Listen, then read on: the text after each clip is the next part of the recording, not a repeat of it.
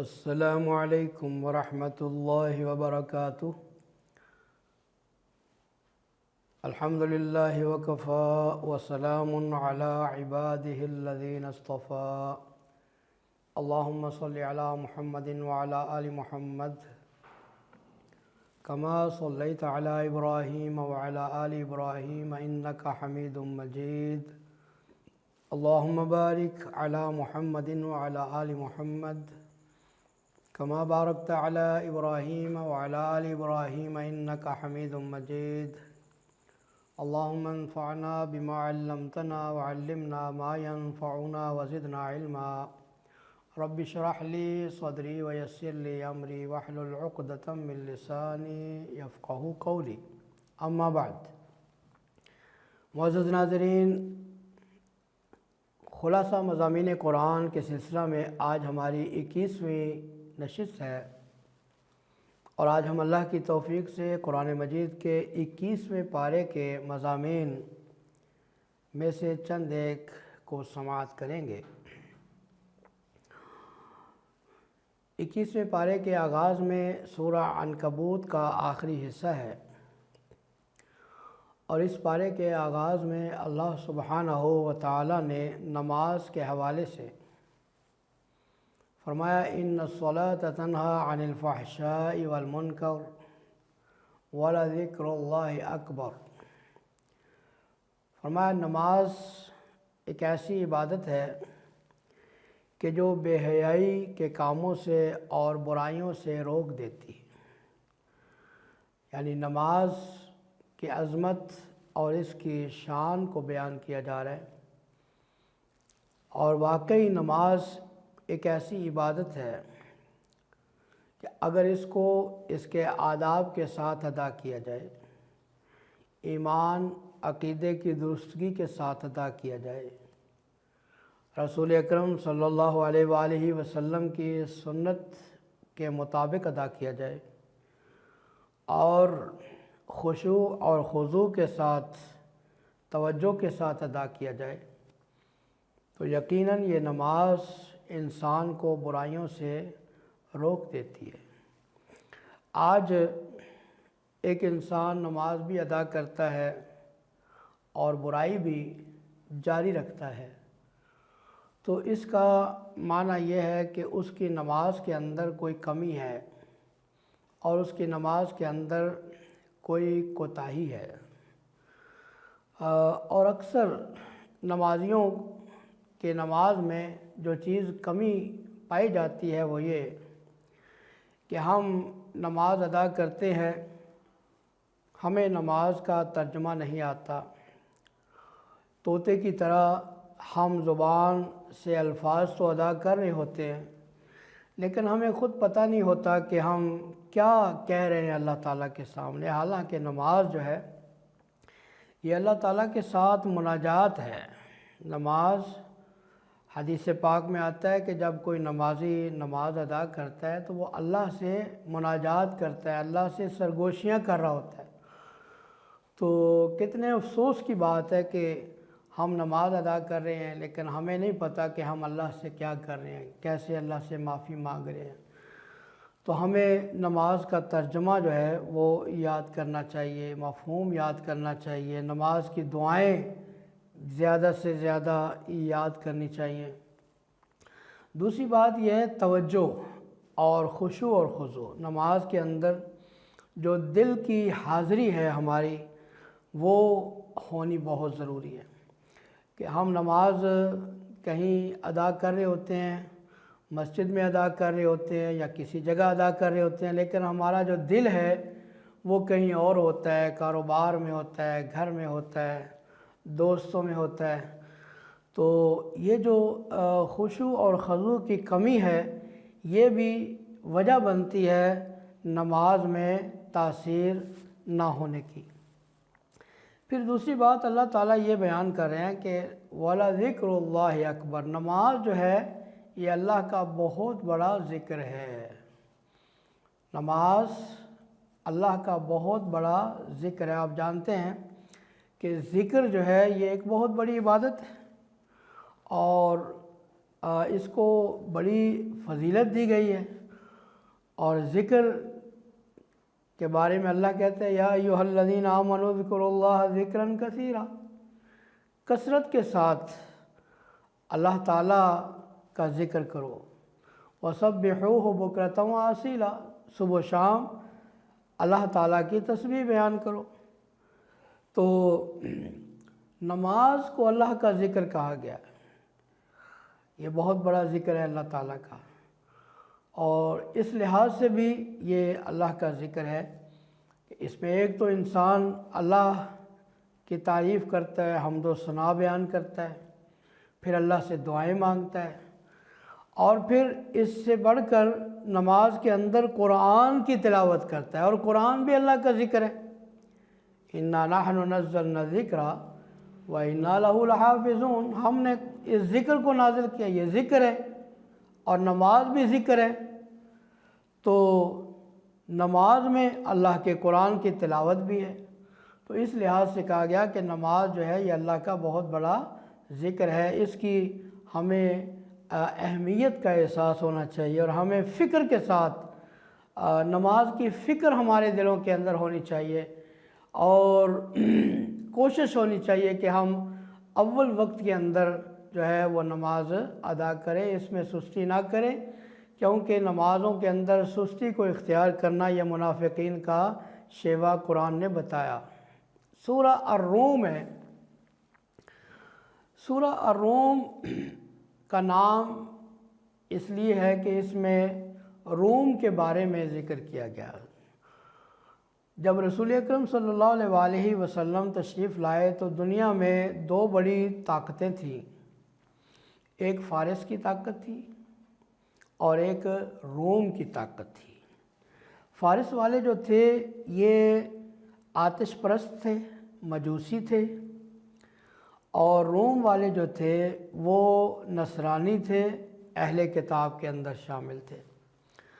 تو وہ جو مشرکین عرب تھے، بت پرست تھے، ان کی ہمدردیاں فارس کے ساتھ تھیں، اور صحابہ کرام کی جو ہمدردیاں تھیں وہ روم کے ساتھ تھیں۔ دونوں کا آپس میں وہ جھگڑا ہوتا رہتا تھا، جنگیں ہوتی رہتی تھیں، کبھی فارس غالب آ جاتا، کبھی روم غالب آ جاتا۔ تو ہوا یوں کہ رسول اکرم صلی اللہ علیہ وسلم کے دور میں فارس جو ہے وہ روم کے اوپر غالب آ گیا، تو مسلمانوں کو صدمہ ہوا۔ تو اللہ تعالیٰ نے اس سورہ میں یہ بیان فرمایا غلبت الروم، روم مغلوب ہو گیا، وَهُمْ مِنْ بَعْدِ غَلَبِهِمْ سَيَغْلِبُونَ، فرمایا کہ اس مغلوب ہونے کے بعد عنقریب وہ پھر غالب آ جائیں گے، روم دوبارہ فتح حاصل کر لے گا، فی بضع سنین، چند سالوں میں۔ اللہ اکبر، یہ ایک پیشین گوئی تھی جو اللہ تعالیٰ نے قرآن کریم کے اندر فرما دی، للہ الامر من قبل ومن بعد ویومئذ یفرح المؤمنون، جب روم غالب آئے گا تو ایمان والے جو ہیں وہ خوش ہو جائیں گے۔ تو جب یہ پیشین گوئی قرآن کریم کے اندر کچھ پیشین گوئیاں ہیں، کچھ پیشین گوئیاں رسول اکرم صلی اللہ علیہ وآلہ وسلم نے اپنی زبان مبارک سے بیان فرمائی ہیں۔ آپ نے آنے والے وقت کے بارے میں کئی ایک باتیں ارشاد فرمائیں، آپ نے قیامت کی علامات بیان فرمائیں، اور ہمارا ایمان ہے کہ جو باتیں ابھی تک سامنے نہیں آئیں وہ ضرور ظہور میں آئیں گے۔ کیوں کہ اللہ کے پیارے پیغمبر علیہ الصلوۃ والسلام کی زبان کے اندر کوئی شک نہیں، آپ اپنی مرضی سے نہیں بولتے، اللہ کے حکم سے بولتے ہیں، اور بہت ساری پیشین گوئیاں جو آپ نے بتائی تھیں وہ من وعن وہ ثابت ہو چکی ہیں، دنیا میں سامنے آ چکی ہیں۔ تو انہی پیش گوئیوں میں ایک یہ ہے جو سورہ روم میں اللہ نے بتائی۔ تو حقیقت میں ایسا ہی ہوا کہ چند سالوں کے اندر روم پھر غالب آیا، اور یہ قرآن کریم کی حقانیت اور اس کی صداقت کی ایک دلیل اور ثبوت بن گیا۔ سورہ روم میں اللہ سبحانہ و تعالی ارشاد فرماتے ہیں، ظہر الفساد فی البر والبحر بما کسبت ایدی الناس لیذیقہم بعض الذی عملوا لعلہم یرجعون۔ فرمایا کہ خشکی میں اور پانی میں فساد ظاہر ہو گیا، خرابیاں پیدا ہو گئیں، اور قتل و غارت، فساد سے مراد قتل و غارت ہے، بدامنی ہے، اور معیشت کی تنگی ہے، اور فساد سے مراد فتنوں کا ظہور ہے، ساری چیزیں، مصیبتیں۔ فرمایا کہ یہ ظاہر ہوا، اور کیوں ہوا؟ بما کسبت ایدی الناس، یہ لوگوں کے ہاتھوں کی کمائی کی وجہ سے ہوا۔ لوگوں کی بدعمالیاں ہیں، لوگوں کے گناہ ہیں، جن کی وجہ سے اللہ تعالیٰ نے زمین کے اوپر اپنا عذاب نازل کیا۔ کس لیے؟ لیذیقہم بعض الذی عملوا، تاکہ اللہ اپنے جو بندے ہیں ان کے کچھ گناہوں کی ان کو سزا دے۔ تو مصیبتیں جب آتی ہیں تو مصیبت جو ہوتی ہے، تکلیف جو ہوتی ہے، گناہ گار کے لیے اللہ کا عذاب ہوتی ہے، اور نیک آدمی کے لیے وہ ایک امتحان ہوتی ہے، اس کے درجات کی بلندی کا ذریعہ ہوتی ہے، گناہوں کی معافی کا ذریعہ ہوتی ہے۔ تو یہ جو زمین میں آنے والے فساد ہیں، زلزلوں کا آنا، سیلابوں کا آنا، طوفانوں کا آنا، بے وقت کی بارشیں، فصلوں کا تباہ ہونا، یہ گویا اللہ تعالیٰ کے عذاب کی شکلیں ہیں۔ گویا اللہ تعالیٰ ہمیں متنبع کر رہے ہیں، اللہ تعالیٰ ہمیں خبردار کر رہے ہیں، چھوٹے عذاب ہیں یہ۔ جس طرح آگے اسی پارے کے اندر سورہ سجدہ میں اللہ تعالیٰ فرما رہے ہیں وَلَنُذِيقَنَّهُم مِّنَ الْعَذَابِ الْأَدْنَىٰ دُونَ الْعَذَابِ الْأَكْبَرِ لَعَلَّهُمْ يَرْجِعُونَ۔ ہم بڑے عذاب سے پہلے، یعنی آخرت کے عذاب سے پہلے، ان کو چھوٹے عذابوں میں مبتلا کریں گے تاکہ یہ رجوع کر لیں۔ یہ چھوٹے عذاب ہیں اللہ کے، ہمیں متنبع کرنے کے لیے، ہمیں خبردار کرنے کے لیے، الرٹ کرنے کے لیے کہ ہم اپنے گناہوں سے توبہ کر لیں، معافی مانگ لیں، اللہ کی طرف رجوع کر لیں، اور اللہ کے دین پر عمل کرنے والے بن جائیں۔ سورہ لقمان ہے۔ جناب لقمان اللہ تعالیٰ کے ایک نیک بندے تھے، جن کو اللہ تعالیٰ نے حکمت سے نوازا، اور ان کی جو باتیں تھیں وہ حکمت سے بھری ہوئی، حکمت سے بھرپور گفتگو ہوتی تھی۔ ان کی وہ نصیحتیں جو انہوں نے اپنے بیٹے کو کی، اللہ تعالیٰ نے ان کو اپنے قرآن کا حصہ بنایا ہے سورہ لقمان میں۔ اور وہ نصیحتیں کیا تھیں؟ سب سے پہلی نصیحت یہ تھی، لا تشرک باللہ، اے میرے بیٹے اللہ کے ساتھ شرک نہ کرنا، ان الشرک لظلم عظیم۔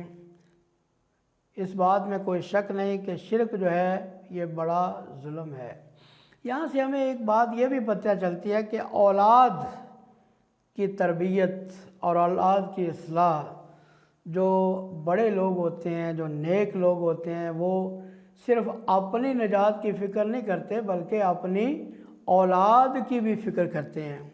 اس حوالے سے بھی ہمیں یہاں سے سبق ملتا ہے۔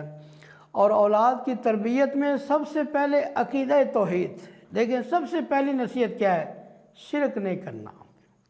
شرک بہت بڑا ظلم ہے، اور اللہ تعالیٰ کی نگرانی، اللہ کی نگہبانی کا احساس اپنے بیٹے کو دلا رہے ہیں، میرے بیٹے اگر کوئی چیز ذرہ برابر بھی ہو، رائی کے دانے کے برابر بھی ہو، اور وہ کسی چٹان میں ہو یا آسمانوں میں ہو یا زمین کے اندر ہو، اللہ تعالیٰ چاہے تو اس کو اپنے سامنے لا کے حاضر کر دے، اللہ سے وہ چھپ نہیں سکتی۔ کیا مطلب؟ اے میرے بیٹے اللہ کی نگرانی کو اپنے سامنے رکھنا۔ دنیا والوں میں سے چاہے تجھے کوئی دیکھنے والا نہ ہو، لیکن اللہ تعالیٰ تو تمہیں دیکھنے والا ہے، اللہ سے تم چھپ نہیں سکتے۔ اے میرے بیٹے نماز قائم کرنا، نیکی کا حکم کرتے رہنا، برائی سے روکتے رہنا، اور اگر تمہیں کوئی تکلیف پہنچے تو اس پر صبر کا مظاہرہ کرنا، تکبر نہ کرنا، اپنی چال کے اندر عاجزی اختیار کرنا، تکبر کی وجہ سے لوگوں سے اپنا منہ نہ پھیرنا، درمیانی چال چلنا اور اپنی آواز کو پست رکھنا، کیونکہ سب سے بری آواز گدھے کی آواز ہے۔ یہ چند نصیحتیں تھیں، ان میں سے ہر نصیحت یہ ہمارے لیے ایک بڑا سبق ہے، ہماری تربیت کے حوالے سے، ہمارے بچوں کی تربیت کے حوالے سے ہمیں اس کو اپنے سامنے رکھنا چاہیے۔ سورہ لقمان کے آخر میں اللہ سبحانہ و تعالیٰ نے ان 5 چیزوں کا ذکر کیا ہے کہ جن کا علم صرف اللہ تعالیٰ کے پاس ہے۔ فرمایا ان اللہ عندہ علم الساعہ، قیامت کا علم، بارش کا علم، ماں کے رحم میں کیا ہے اس کا علم، کون کل کیا عمل کرے گا، کیا کمائی کرے گا اس کا علم، اور کس جان کو کس مقام پر موت آئے گی اس کا، ان تمام چیزوں کا علم یہ صرف اور صرف اللہ تعالیٰ کے پاس ہے۔ سورہ سجدہ ہے اس کے بعد۔ سورہ سجدہ کے اندر اللہ سبحانہ و تعالیٰ نے اپنے قدرت کے چند مظاہر کا ذکر فرمایا۔ آسمان و زمین کی تخلیق ہے، اور پھر اس کے بعد انسان کا پیدا کرنا ہے، انسانوں کو کان، آنکھیں، دل جیسی نعمتیں عطا کرنا، اور قیامت والے دن کا ذکر کیا ہے کہ جب قیامت والے دن مجرم اللہ کے سامنے کھڑے ہوں گے تو ناکسوا رؤوسہم، اپنے سروں کو شرمندگی کی وجہ سے جھکائے ہوئے ہوں گے۔ اللہ اکبر۔ اور کیا کہیں گے؟ ربنا ابصرنا وسمعنا فرجعنا نعمل صالحا انا موقنون۔ اے ہمارے رب، ہم نے اپنی آنکھوں سے دیکھ بھی لیا، کانوں سے سن بھی لیا، قیامت بھی ہے، حساب و کتاب بھی ہے، جنت بھی ہے، جہنم بھی ہے، ساری چیزیں آج ہم نے دیکھ بھی لی، سن بھی لی۔ تو اللہ کیا کر، فرجعنا، ہمیں واپس بھیج دے دنیا میں۔ کیا کرو گے جا کے؟ نعمل صالحا، ہم نیک کام کریں گے، جو پہلے نہیں نہ کر سکے ہم نیک کام کریں گے۔ لیکن اللہ تعالیٰ نے ایک قانون بنا دیا کہ یہاں سے جانے کے بعد کوئی دوبارہ واپس نہیں آتا۔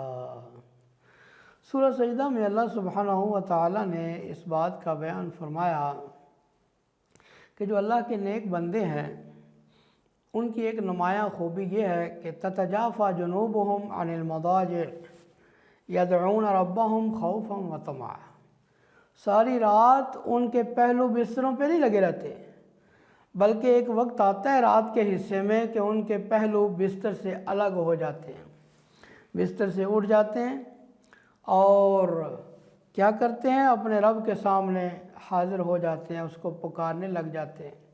خوفا وطمعا، ان کے دل میں اللہ کے عذاب کا خوف بھی ہوتا ہے، اس کی رحمت کی امید بھی ہوتی ہے، اور اللہ کی راہ میں مال خرچ کرتے ہیں۔ فرمایا فلا تعلم نفس ما اخفی لهم من قرۃ اعین جزاء بما كانوا یعملون۔